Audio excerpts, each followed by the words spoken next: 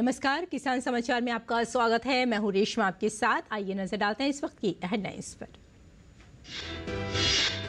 राष्ट्रपति द्रौपदी मुर्मू और केंद्रीय कृषि मंत्री शिवराज सिंह चौहान ICAR राष्ट्रीय कृषि उच्चतर प्रसंस्करण संस्थान के शताब्दी समारोह में हुए शामिल। कार्यक्रम को संबोधित करते हुए राष्ट्रपति ने कृषि क्षेत्र में किए जा रहे सुधार का किया जिक्र। केंद्रीय कृषि मंत्री ने कहा, लाख की खेती से लोगों के जीवन में आ रहा है बड़ा बदलाव।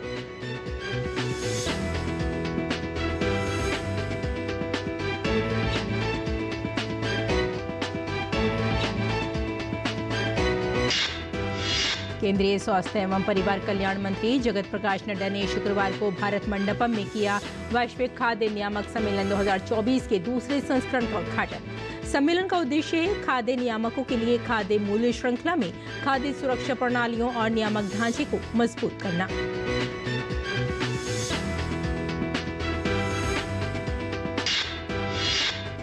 काशी हिंदू विश्वविद्यालय में भारतीय गाय जैविक कृषि एवं पंचगव्य चिकित्सा पर 2 दिवसीय राष्ट्रीय संगोष्ठी का आयोजन। कार्यक्रम में देश के कई राज्यों के गोपालक और कृषक ले रहे हैं भाग।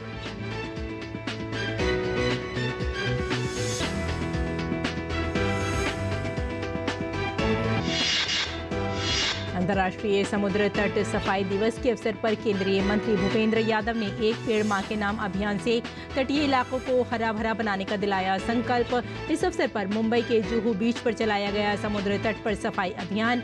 महाराष्ट्र के मुख्यमंत्री एकनाथ शिंदे ने तटीय क्षेत्र को साफ रखने का किया आह्वान।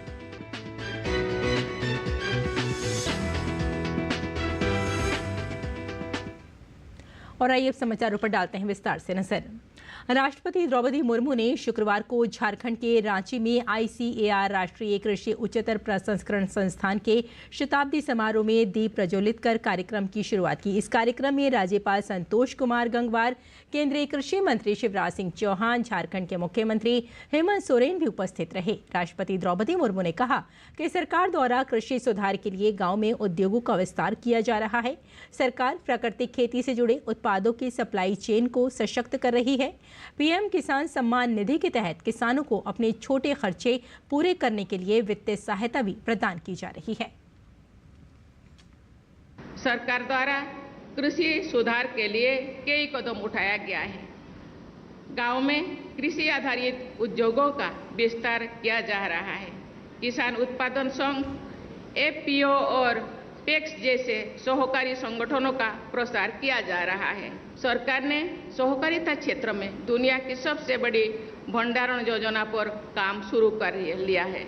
अंतर्राष्ट्रीय बाजार में मांग को ध्यान में रखते हुए सरकार प्राकृतिक खेती और इससे जुड़े उत्पादों की सप्लाई चेन को सशक्त कर रही है। PM किसान सम्मान निधि के तहत किसानों को अपने छोटे खर्च पूरी करने के लिए वित्तीय सहायता प्रदान की जा रही है।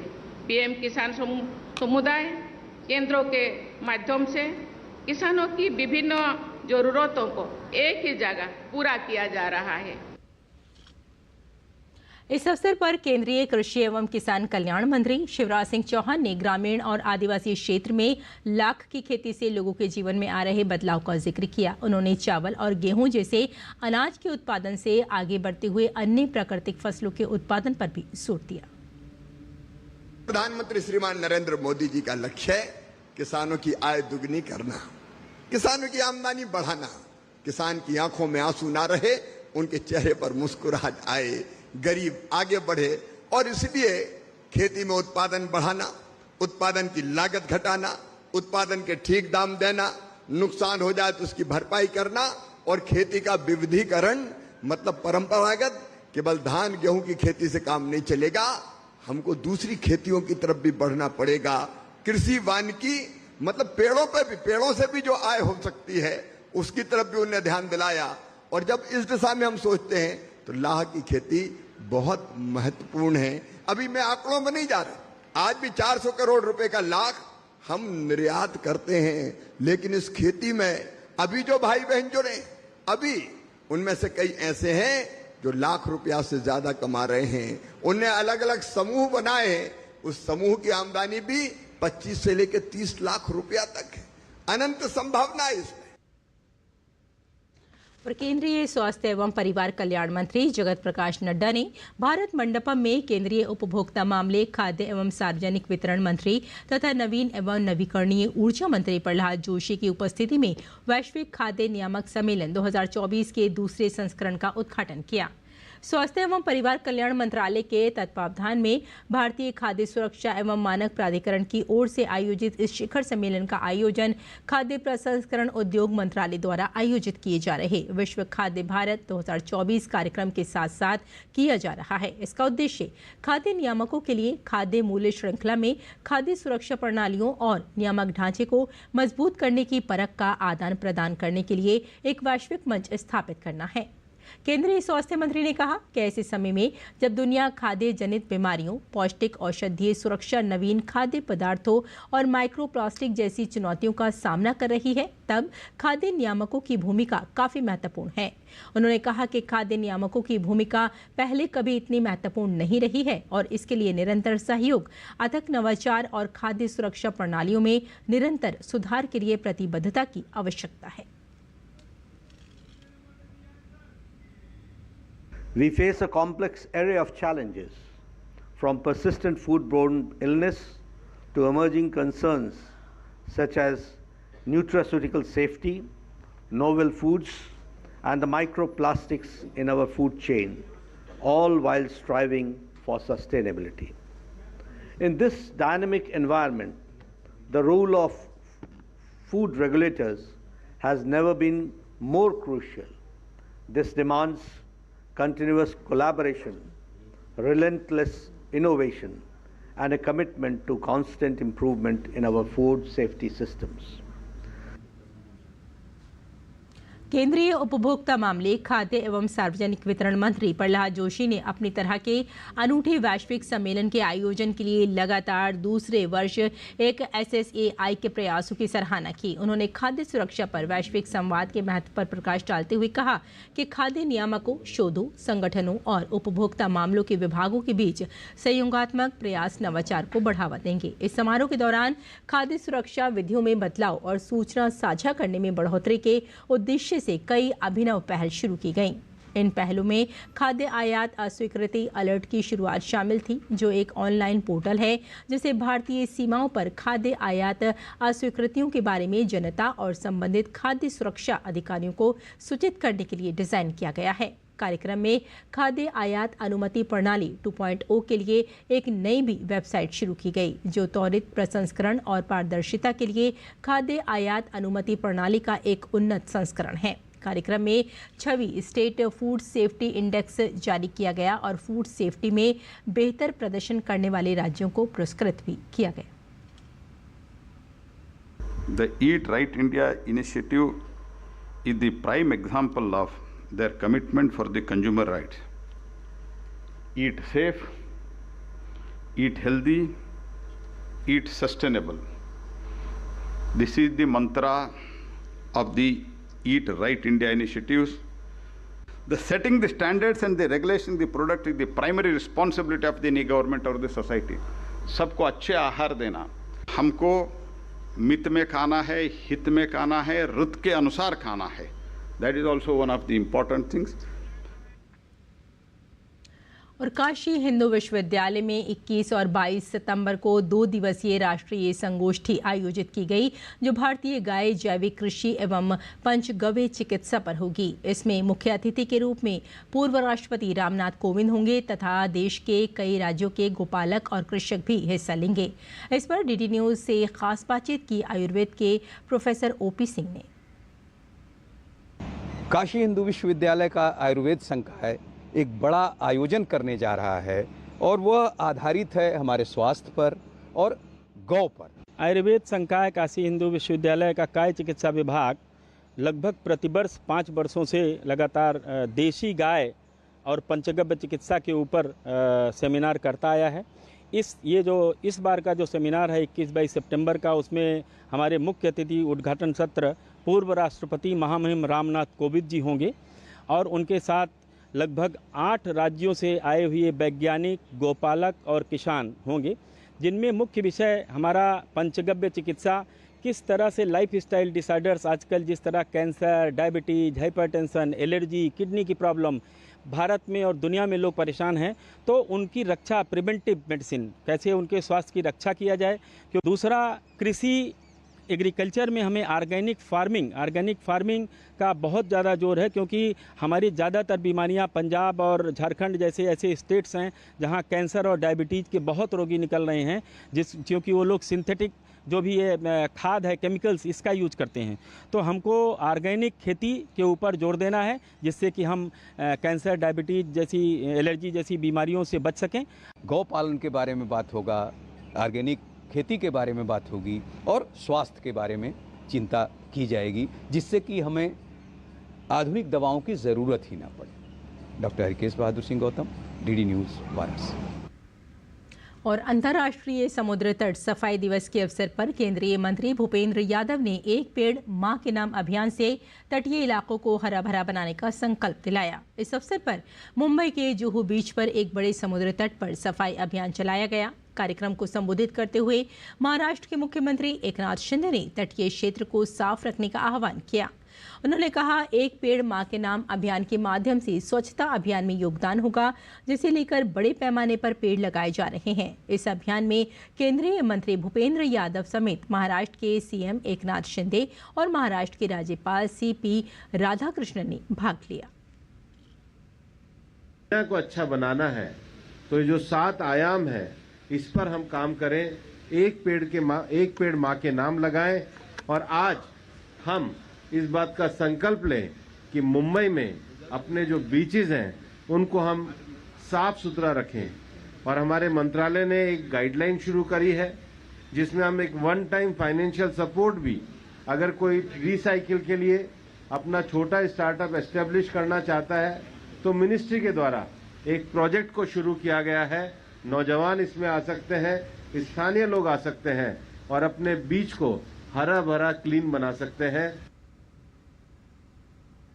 देश के कई राज्यों में बारिश का दौर जारी है। मौसम विभाग ने मेघालय, मणिपुर, मिजोरम, त्रिपुरा और ओडिशा में भारी बारिश की संभावना जताई है। वहीं पटना में भारी बारिश के कारण दानापुर के कई गांवों में बाढ़ की स्थिति बन गई। दानापुर में बाढ़ की स्थिति पर अनुमंडल पदाधिकारी दिव्या शक्ति ने कहा कि हम लगातार स्थिति की निगरानी कर रहे हैं। बिहार के मुख्यमंत्री नीतीश कुमार ने गंगा के बढ़ते जलस्तर को देखते हुए बाढ़ प्रभावित क्षेत्रों का हवाई सर्वेक्षण किया। गुजरात में जामनगर में बाढ़ से प्रभावित लोगों को 20 करोड़ रुपए से अधिक की राहत सामग्री उपलब्ध कराई गई।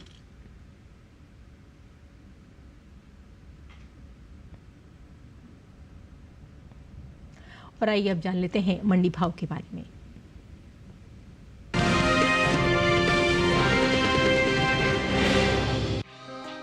कृषि उपज मंडियों में इन दिनों प्याज की आवक सामान्य बनी हुई है। भाव की बात करें तो शुक्रवार को गोरखपुर और लखीमपुर मंडी में प्याज के सौदे बढ़त के साथ हुए, जबकि सूरत और पुणे मंडी में इस दौरान प्याज के भाव में नरमी देखने को मिली। एगमार्कनेट के मुताबिक गुजरात की सूरत मंडी में 19 सितंबर को प्याज का भाव था 4000 रुपए। 20 सितंबर को यहां प्याज का भाव 250 रुपए टूटकर 3750 रुपए हो गया। महाराष्ट्र की पुणे मंडी में भी प्याज के सौदे कमजोरी के साथ हुए।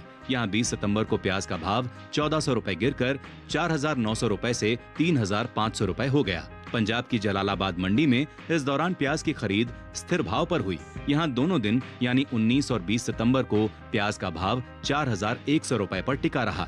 उत्तर प्रदेश की गोरखपुर मंडी में प्याज के भाव में मजबूती दर्ज की गई। यहाँ 19 सितंबर को प्याज का भाव रहा 3850 रुपए। 20 सितंबर को इसमें 50 रुपए की तेजी आई और भाव 3900 रुपए क्विंटल पर जा पहुंचा। इसी तरह उत्तर प्रदेश की ही लखीमपुर मंडी में प्याज के सौदों में मजबूती का रुख रहा। यहाँ 19 सितंबर को इसका भाव रहा 3700 रुपए, जो कि 20 सितंबर को 40 रुपए चढ़कर 3740 रुपए हो गया। इस साल घरेलू स्तर पर प्याज की उपज में कमी देखने को मिल सकती है। कृषि मंत्रालय की ओर से बागवानी फसलों के लिए जारी पहले अग्रिम अनुमान के मुताबिक देश में प्याज की उपज बीते साल से कम होने की उम्मीद है। साल 2022-23 के दौरान प्याज की कुल उपज 31.01 मिलियन टन रहने का अनुमान जताया गया है, जबकि बीते साल प्याज की कुल पैदावार 31.69 मिलियन टन रही थी।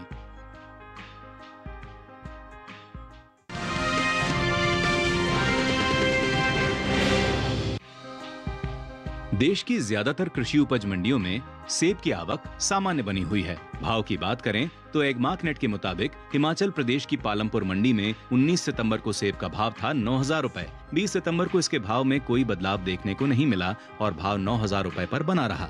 इसी तरह महाराष्ट्र की पुणे मंडी में भी स्थिर भाव का सिलसिला जारी रहा। यहाँ दोनों दिन यानी 19 और 20 सितंबर को सेब की खरीद बिना किसी फेरबदल के 8,500 रुपए पर हुई। वहीं पंजाब की लुधियाना मंडी में 19 सितंबर को सेब का भाव रहा 3,500 रुपए, जो कि 20 सितंबर को बिना किसी उतार चढ़ाव के 3,500 रुपए पर टिका रहा। उत्तर प्रदेश के अलीगढ़ मंडी में इस दौरान सेब के सौदे मजबूती के साथ हुए। यहाँ 19 सितंबर को सेब का भाव रहा 7,300 रुपए, जो कि 20 सितंबर को 100 रुपए चढ़कर 7,400 रुपए हो गया। जबकि राज्य की लखीमपुर मंडी में 20 सितंबर को सेब का भाव 40 रुपए लुढ़क कर 8,790 रुपए से 8,750 रुपए हो गया। घरेलू स्तर पर साल 2021-22 में सेब की पैदावार में बढ़ोतरी हुई है।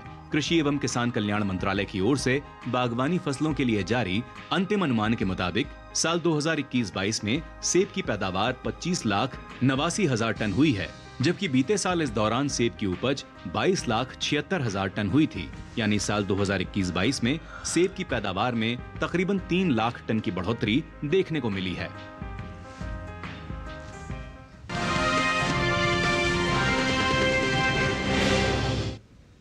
और किसान इस मौसम में कैसे रखें अपनी खेती का ख्याल, आइए जानते हैं।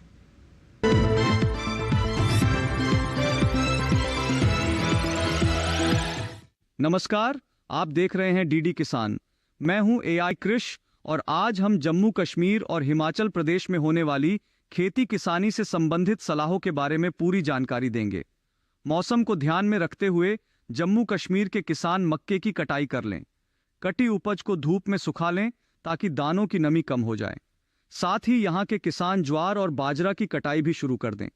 देरी से तैयार फसलों की कटाई से फसल की गुणवत्ता और उत्पादन खराब हो सकता है। जम्मू के किसान अभी के समय पत्तेदार सब्जियां जैसे पालक, धनिया और मेथी की बुवाई कर सकते हैं। यहाँ के किसान प्याज के बीज की बुवाई करने के लिए खेत तैयार कर लें। बात करें हिमाचल प्रदेश की तो यहाँ के किसान खीरे की फसल की लगातार निगरानी करते रहें। किसी भी प्रकार की रोग दिखाई देने पर उचित कीटनाशकों का छिड़काव करें। साथ ही तैयार खीरे की फसल की तुड़ाई भी कर लें। अभी के समय टमाटर की फसल में अल्टरनेरिया ब्लाइट रोग लगने की आशंका है। साथ ही आलू की फसल में लेट ब्लाइट रोग के लक्षण दिखाई दे सकते हैं। ऐसे में कृषि विशेषज्ञों की सलाह पर उचित कीटनाशकों का छिड़काव करें। यहाँ के किसान मक्के की फसल की भी लगातार निगरानी करते रहें। हिमाचल के किसान सुबह और शाम के समय तैयार सब्जियों की तुड़ाई कर लें। साथ ही प्राप्त उपज को छायादार स्थान पर रखें। इसके अलावा बैंगन और टमाटर की फसल में टहनियों और फलों में छेदक कीट लगने की आशंका है। इन फसलों की लगातार निगरानी करते रहें। साथ ही कृषि विशेषज्ञों की सलाह पर उचित कीटनाशकों का छिड़काव करें। इसी तरह कृषि और किसानों से जुड़ी हर महत्वपूर्ण जानकारी के लिए हमारे साथ जुड़े रहिए और देखते रहिए डीडी किसान। धन्यवाद।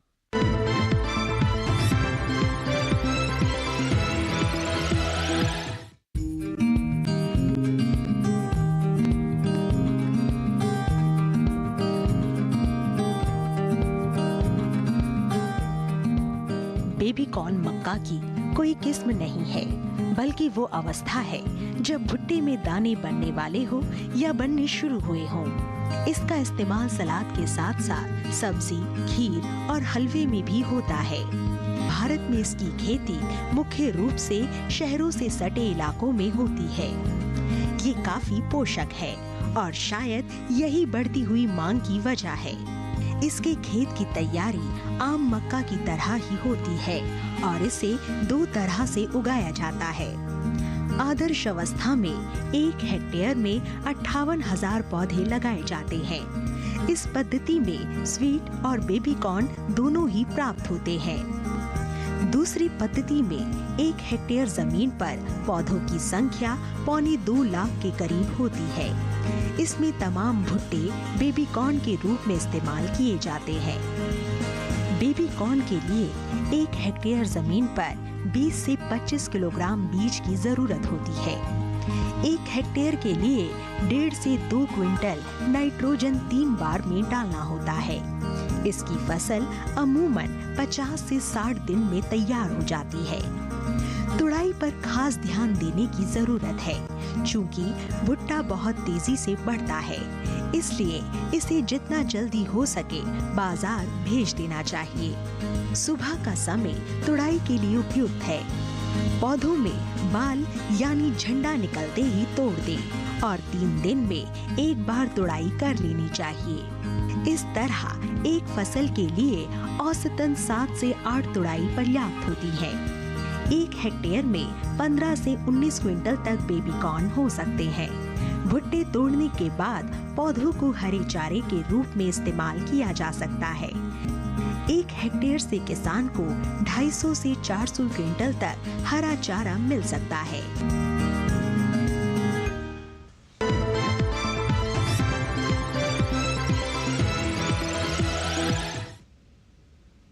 तो आइए खेती किसानी के साथ साथ नजर डाल लेते हैं कुछ और महत्वपूर्ण खबरों पर। खास खबर में प्रधानमंत्री नरेंद्र मोदी अमेरिका के 3 दिवसीय दौरे पर रवाना हो गए हैं। इस दौरान पीएम मोदी 4थे वार्षिक क्वाड शिखर सम्मेलन में भाग लेंगे। प्रधानमंत्री अमेरिका दौरे के दौरान यूएन में समिट ऑफ द फ्यूचर को भी संबोधित करेंगे। इस शिखर सम्मेलन का उद्देश्य गंभीर चुनौतियों के लिए अंतर्राष्ट्रीय समुदाय के वैश्विक सहयोग को मजबूत करना है।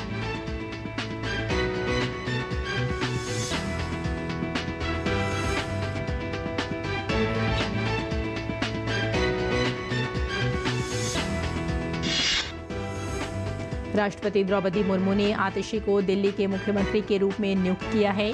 वहीं राष्ट्रपति ने अरविंद केजरीवाल का इस्तीफा स्वीकार किया। केंद्रीय गृह मंत्री अमित शाह ने मेंढर में एक चुनावी जनसभा को संबोधित करते हुए विपक्ष पर निशाना साधा। केंद्रीय गृह मंत्री ने कहा कि मोदी जी ने जम्मू कश्मीर के युवाओं को सशक्त बनाया है और पत्थर की जगह उनके हाथों में लैपटॉप थमाने का काम किया है। केंद्रीय श्रम और रोजगार युवा मामलों के मंत्री मनसुख मंडाविया ने आज हैदराबाद में अपने दौरे के दौरान हैदराबाद ईपीएफओ कार्यालय में बैठक की।